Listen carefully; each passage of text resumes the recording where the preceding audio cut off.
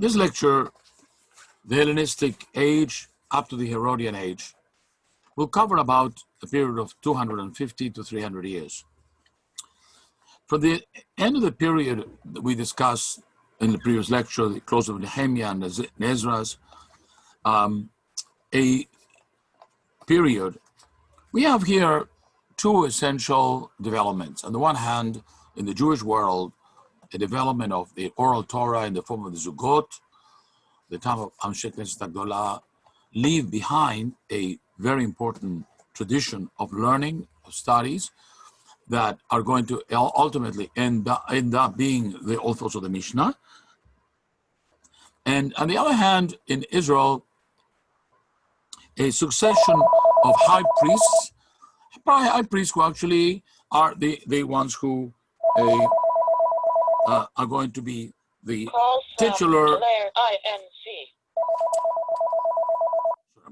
The high priests who are the titular heads of the Jewish people. Now, the empire of Alexander the Great falls to pieces when he dies in the year 323.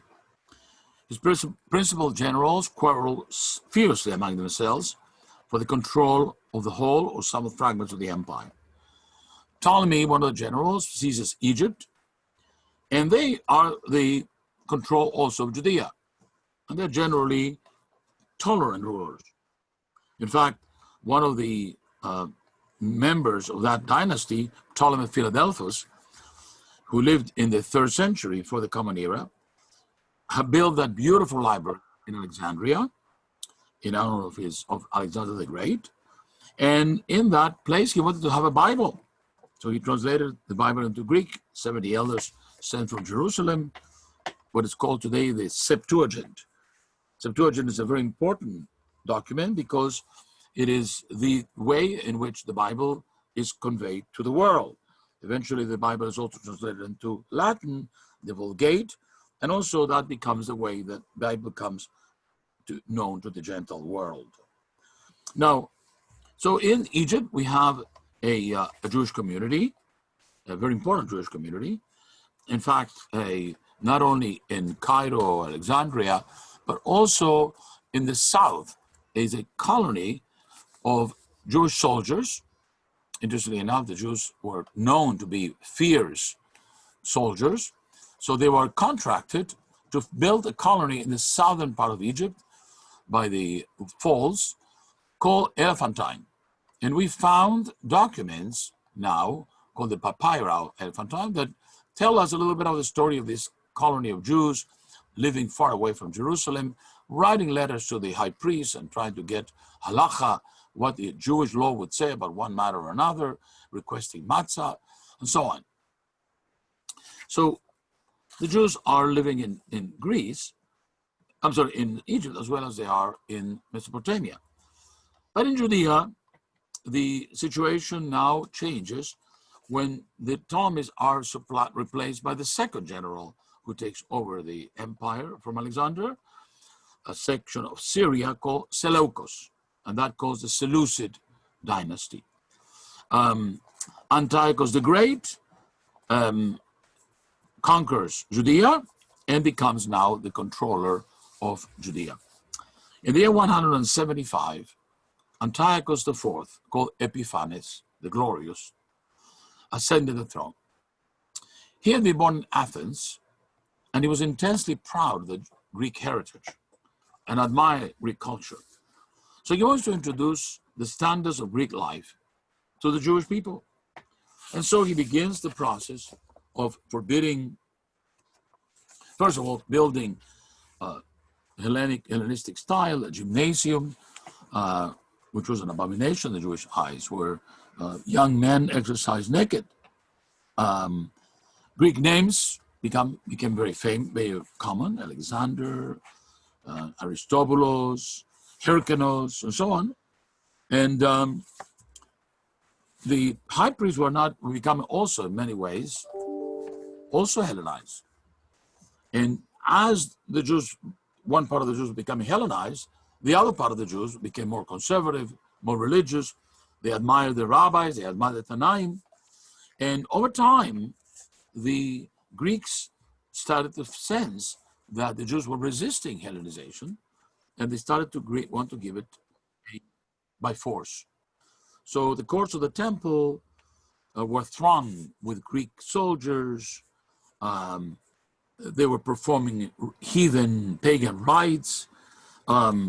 Even swine started to be sacrificed on the altar. And idols were propping up everywhere, creeping up everywhere. So the Jews now started to become very resentful of this, until the time when a high priest by the name of Matityahu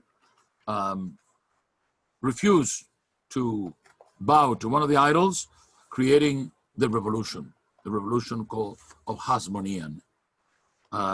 Destroy the altar of the idols, they escape into the hills, and they raise the standard of revolt. Around these people, a lot of people were gathered together, called the Hasidim. The Hasmonean Revolt followed the lines of many other revolts.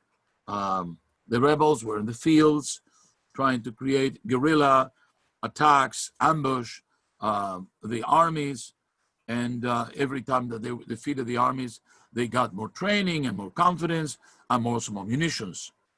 But eventually, little by little, they started to consolidate power until finally, in the famous entry into the conquered Jerusalem itself, entered the temple on Hanukkah and dedicated the temple on the 25th of Kislev in the month of December.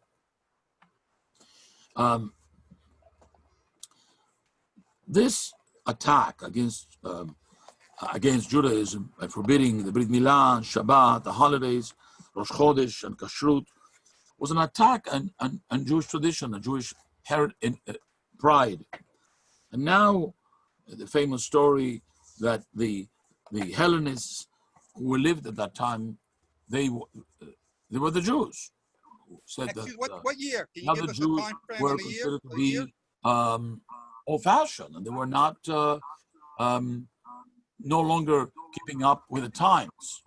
And as usual, as it happens in every movement of Hellenists and assimilationists, there's always an attack. The Jewish people, in the majority, defended the Jewish tradition.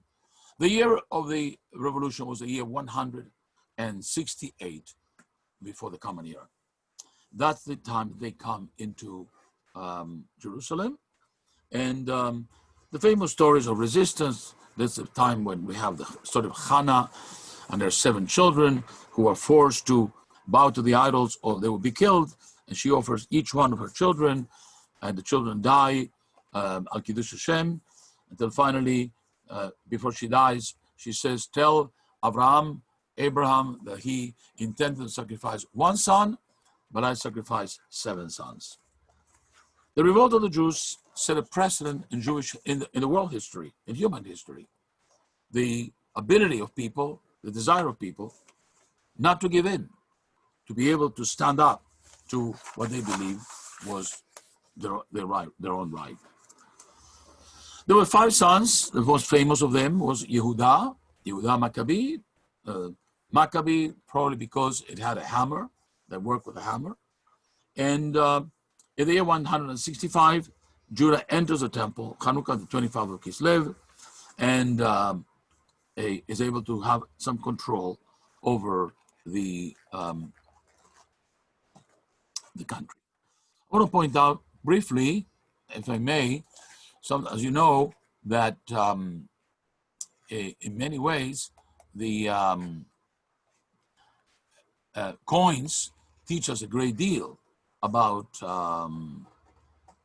history, and we're going to see some of the coins. I don't know if you can see that here. This is, by the way, one of the coins of. We'll just take from a moment.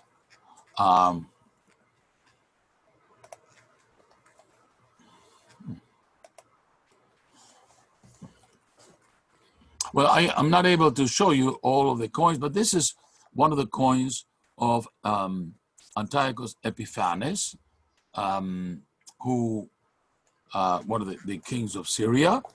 And one of the first coins that we find is this coin of John Hyrcanus. The Hasmoneans create a control of the country, and they call themselves kings. However, the official title was not king. It was Yehonatan, as you see here, a Kohen Gadol. He was a high priest, and the council of the Jews, the leader of the Jews. It was a nominal leader. Notice here, if you look at here, that these are the old Hebrew alphabet. It's called Paleo Hebrew. That's why not everybody's able to see what it says, but it says Yehonatan, Kohen Agadol, Haver Yehudim, and that is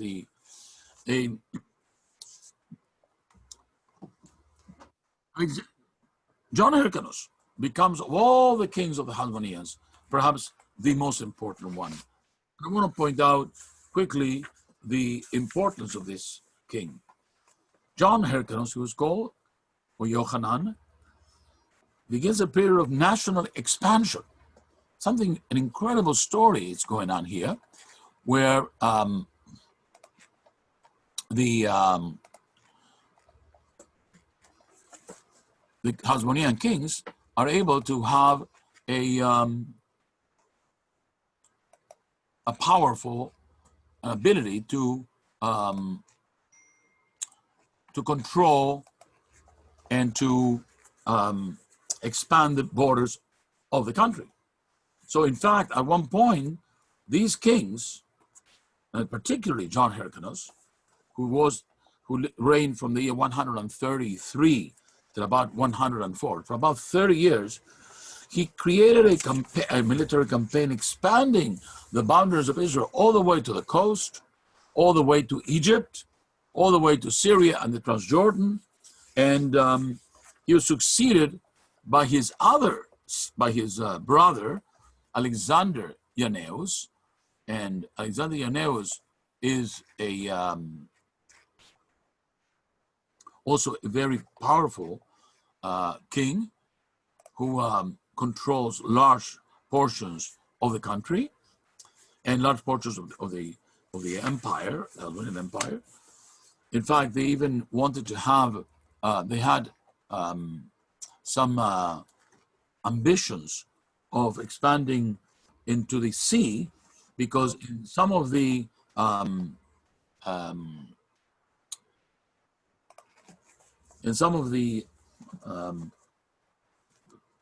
tombs of the Hasmoneans near Modi'in, there are coins minted by the successive rulers indicating that there are some forms of ships depicted on the coins minted by successive rulers. So that means that they had maritime ambitions as well. I want to point out that these two important kings, John Hyrcanus and his brother Alexander Yaneus, were very important in creating the kingdom of Judea. Just allow me for a moment to see if I can. I lost the coin. Okay, we'll have to show it another time. But you recall that, as I explained to you before, you saw before the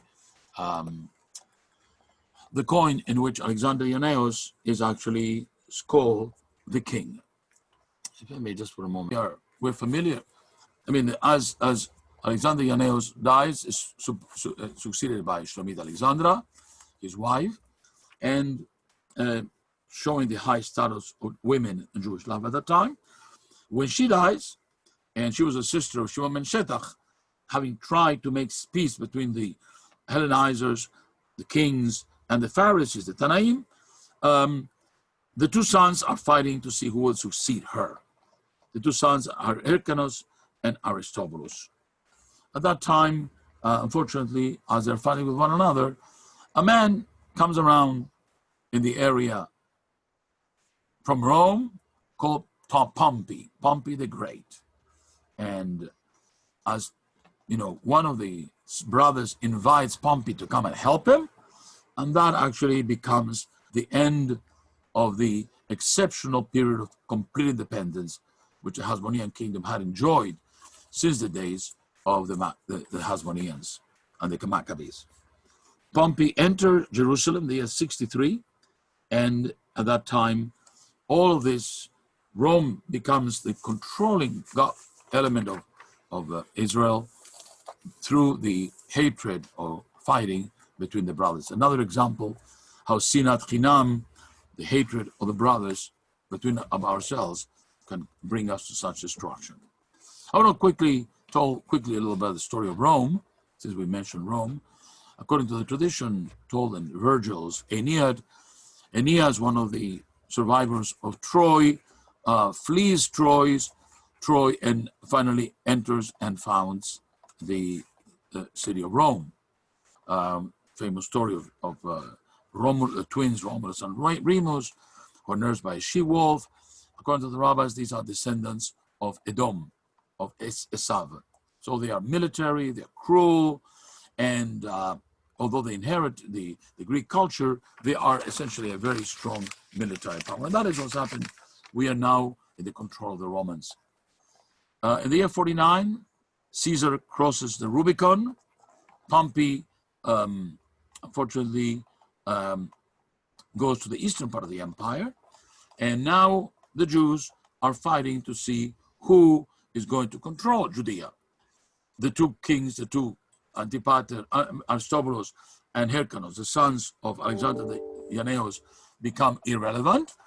And the person who adopts the greatest political power is an Idumean, a new convert, who just was converted, as we discussed before, by Alexander Jannaeus, conquers Idumea and forces the conversion of all the Idumeans. Antipater, a very apt and intelligent man, he's the one who begins to exert control, and by throwing his lot with Caesar against Pompey, he's rewarded with political control. And on the Ides of March, in the year 44 BCE, Caesar is assassinated, and when the Jews mourn him a great deal, Herod is in Rome and gets designated as king of Judea by the Roman authorities. That ends the Hasmonean rule. Now, Herod, and this is a very important part of history, is confronted with a problem. He's a convert, a Jew, but, in some way, precarious conversion. Many people even doubt it. On the other hand, he has no legitimate right to the throne. He is not a Hasmonean. He is not a descendant of the house of David. And there are a lot of people who have better claims than he does. So what he does is, he goes and kills them all. He marries one Hasmonean, one of the granddaughters of one of the Hasmonean kings, called Miriam, in order to get some legitimacy, but he kills everybody else. Josephus calls him a monster, untouched by any human emotion. He is a paranoid, cruel, disgusting human being. But one of the things that he does in great deal is he is a great builder. Before we go into the buildings, because of the strives and the assassinations and the upheavals and the corruption in the temple that's going on, we begin to see a lot of Jews who leave Jerusalem, leave the centers, and they go into caves, into isolation. That's the beginning of the Jewish sects, like the Essenes, that we found the Dead Sea Scrolls, the Qumran. This is not only one scene. There were several sects in that area. All of them with the same idea. The center, the temple is corrupt. We want to create our own meditation, our own, in a case, religion, purity. And that's the time of the Jewish sects. And many of them actually begin that a Messiah is arriving. And that's why many sects, very similar to Christianity, are going to be arising precisely at the time as Christianity is going to be arising. So this is the time, if you want to read more about it, there are several books called Jewish Sects at the Time of Jesus. So let's go back to Herod, this cruel man, and by the way, who started to kill all the Hasmoneans, so that nobody will have any claim to the throne. And The Emperor Augustus, who knew him, is said to have remarked, "I sooner be Herod's swine than his son." Right? He was so cruel. Herod at the beginning sides with Mark Antony, and then he backs Octavian, who becomes the Emperor Augustus. Because of his support of the emperors, he sends troops and he sends help. He is awarded with a lot of support. And in Israel, he becomes a great builder. He builds fortresses, cities, Herodion, Masada, Caesarea, the very important port. Perhaps they wanted to make it the most important port of the Mediterranean. But the most ambitious project is the temple. 10,000 men in 10 years rebuild this great, incredible place. One of the things that he does, by the way, it's an important thing for us when we go to visit Israel today, is that he expands the area of the Temple Mountain, builds retaining walls. One of them is actually on the Kotel HaMaravi, what we call the Western Wall is one of them, and all the others. So he expands the surface of the Harabait, of the Temple Mountain, in order to accommodate the millions of people who would come on the holidays. And that is one of the reasons why, by the way, if anybody has a question about whether you can go to the Temple Mountain or not, many people say that the area, the periphery, or the around the center of the Temple Mountain is not part of the mountain because it was an extension by Herod, and that is permissible to go. There were probably, at that time, 6 to 7 million Jews in the empire. I want to describe quickly one of the how Josephus describes the temple. He says, viewed from without, the temple had everything that could amaze either mind or eyes. It was all covered with plates of gold of great weight. At first, the rising of the sun, whoever did not see the temple in its glory has not seen beauty in his life. I just want to quote this again. Josephus describing the temple. Viewed from without, the temple had everything that could amaze either mind or eyes. Covered all over with plates of gold of great weight. At the first rising of the sun, reflected back a fiery splendor, so that those who endeavored to look at it were forced to turn away, as if they had looked straight at the sun. To strangers, as they approached it, seemed at distance like a mountain covered with snow. For any part not covered with gold was dazzling white. It's a beautiful. So, although this was a monster, a cruel man, a murderer, the rabbis appreciated that he had built this temple, and maybe that was for Herod the way to redeem himself in the eyes of the Jews that detested him. I want to point out, incidentally, on the other side, that while all of this was taking place in the time of Herod, we also see a continued development of Jewish life. This is the time of Hillel and Shammai, about whom we will speak a little bit more. But Shammai came from a very distinguished family, well-off family. Hillel was a person who came from Babylonia, migrated from Babylonia and came. And we know already that there were a lot of converts. People wanted to convert to Judaism. You all know the famous story when the convert came to Shammai and said, convert me while I'm studying I want to know Judaism as I'm studying 1 foot. And Shammai was impatient and said, that cannot be, and he threw him out.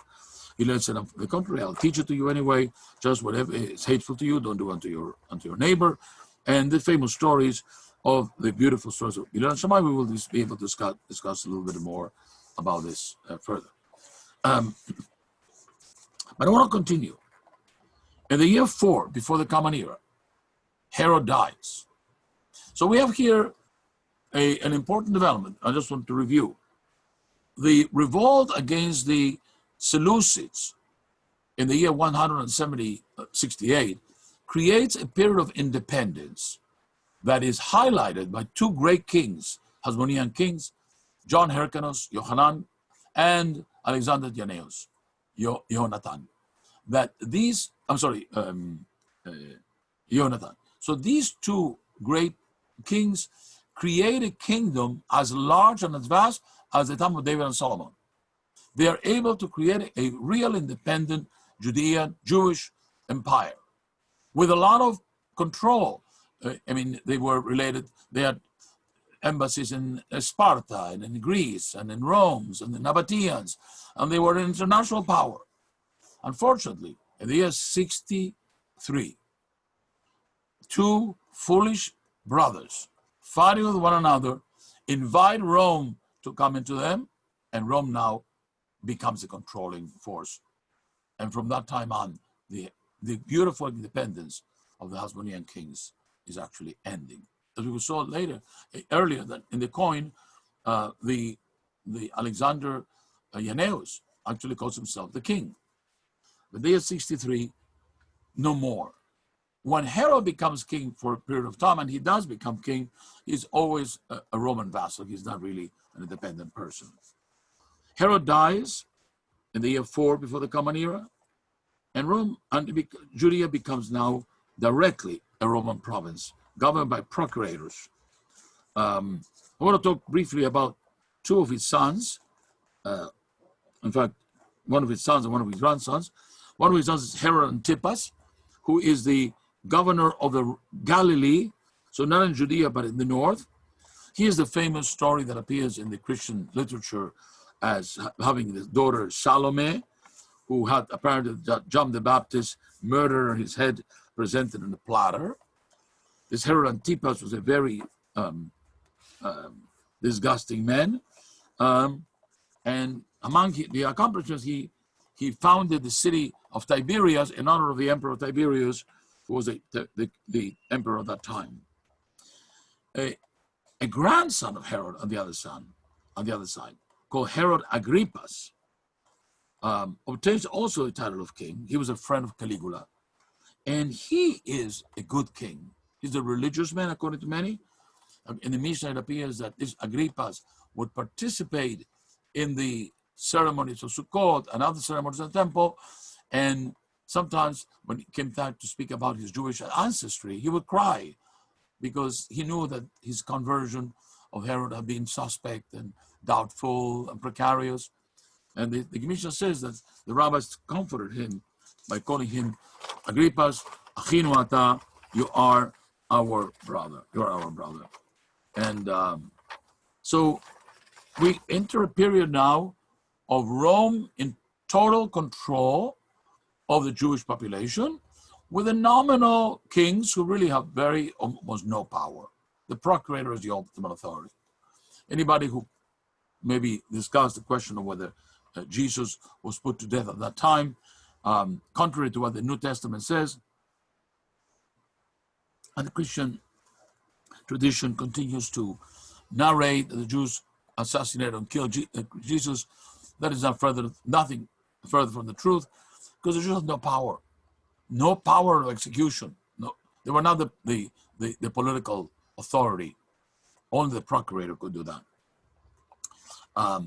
And all the procurators were, generally very foolish people, offending Jewish sensitivity, just like the Seleucids have done before, and creating a real climate of hostility towards Rome. And this period is going to end, of course, with in the year 66, when the boiling begins to go and to become so powerful. The rabbis try to create some sort of calm in the population, explaining that fighting against the Romans was not going to lead anywhere, that it was dangerous.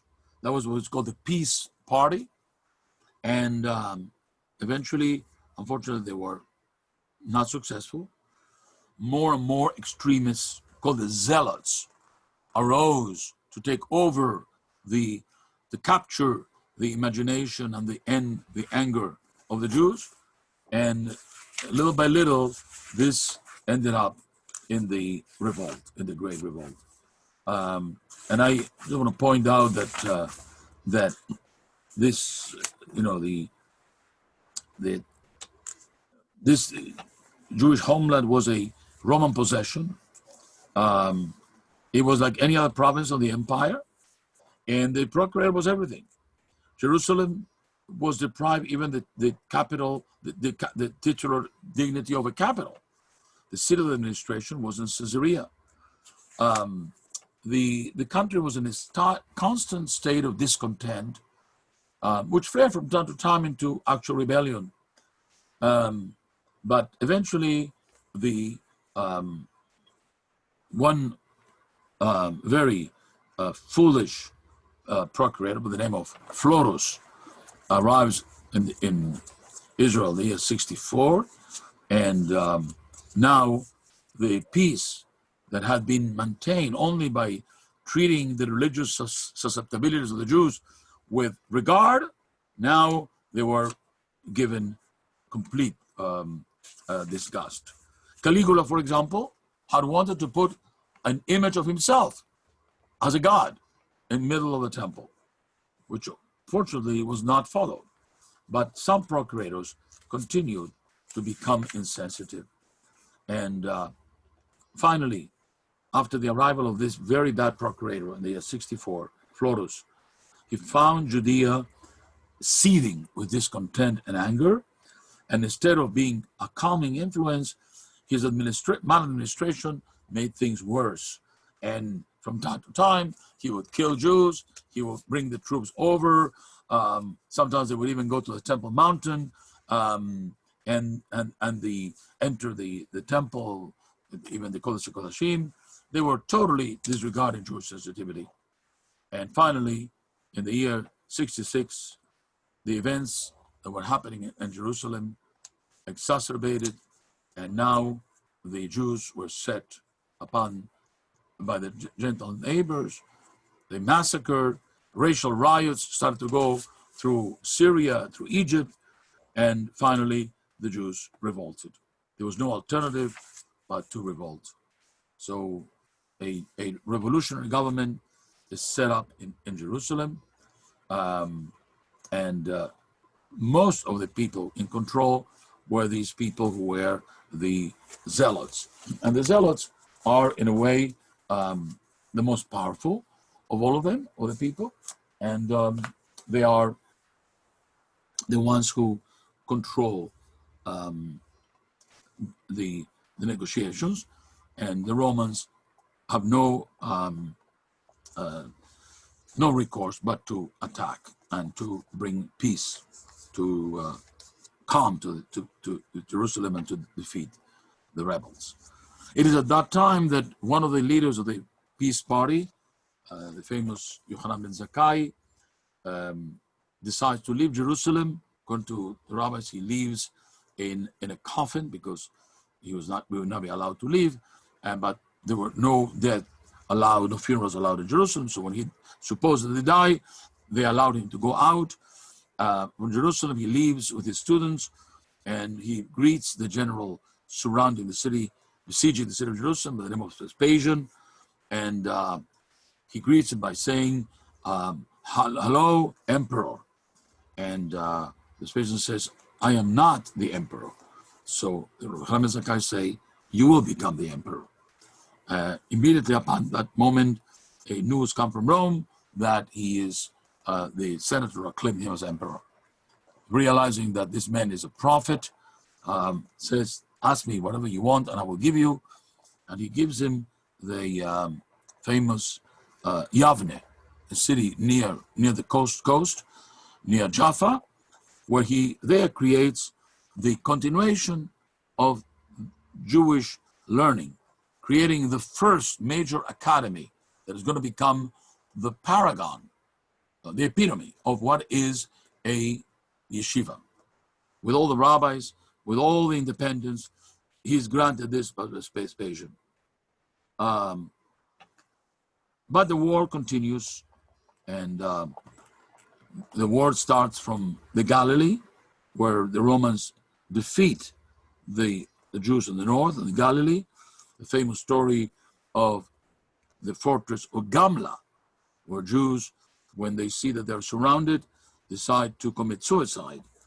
Gamla is considered to be the Masada of the north. One of the generals of the Galilee, Jewish generals, is called Joseph ben Matityahu, who is captured, and once he's captured, he turns over to the Romans to help them. And that becomes, in English, in Roman, Josephus. The name of Flavius is because the Vespasian was from the Flavian family, the Flavian clan, so it's called, takes the name, like all slaves, the name of the master. So he's called Josephus Flavius, who becomes a great historian of the war and the antiquities of the Jewish people. He also tries to bring peace and take the Jews not to rebel against the Romans, to come down, because the Romans were going to destroy everything, as unfortunately it happened. Vespasian is called back to Rome. Titus, the son, is in charge, and unfortunately, while there's a siege outside, inside there's civil war. Jews are fighting against Jews. They're even burning the grains of the depots, one or the other. And this awful situation, Sinat Achim, hatred between the brothers, as the rabbis call it often, the major source for the defeat of the Jewish people, and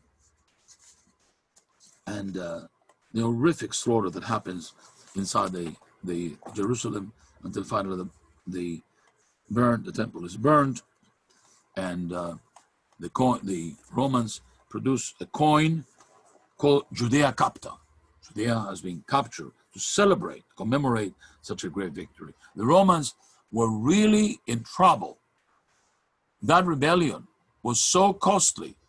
According to some, half of all the Roman armies in the world had to be assembled to defeat the Jews in Judea.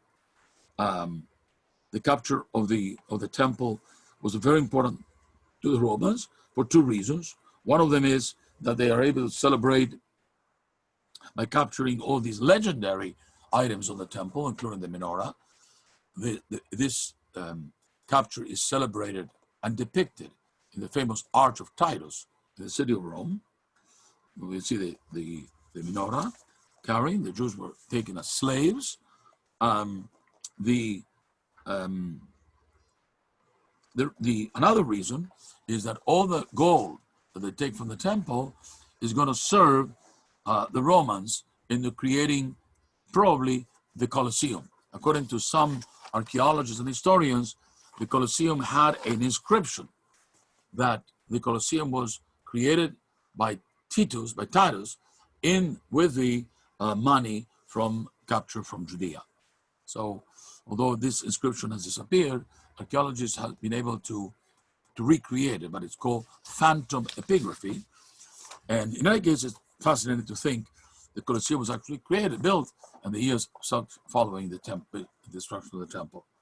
Very sad when you think about it. To go to the Colosseum, such a beautiful building, to think that it was created from the Jewish funds, and that ends the story of the independence of Judea. We will see next time that there is one more little chapter. The rebels retire to Masada, where eventually they will also be captured and end. We will end with this. In Masada, incredible fortress that had been built by Herod, the Jews present the final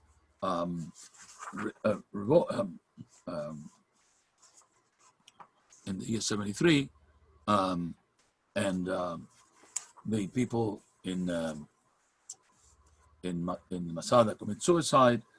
The famous speech of the zealot Elazar ben Yair, he says quickly, it is very clear that we will become slaves, and let our wives die before their abuse, and our children before they taste slavery.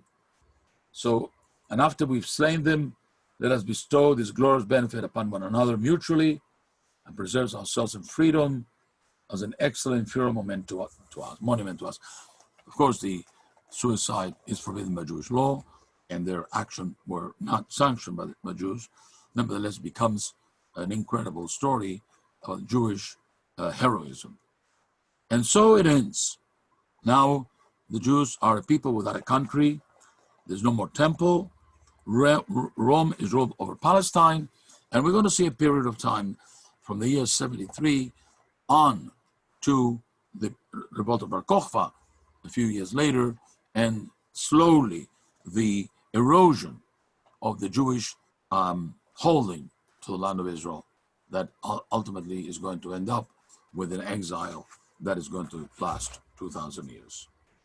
And this will be for the next time.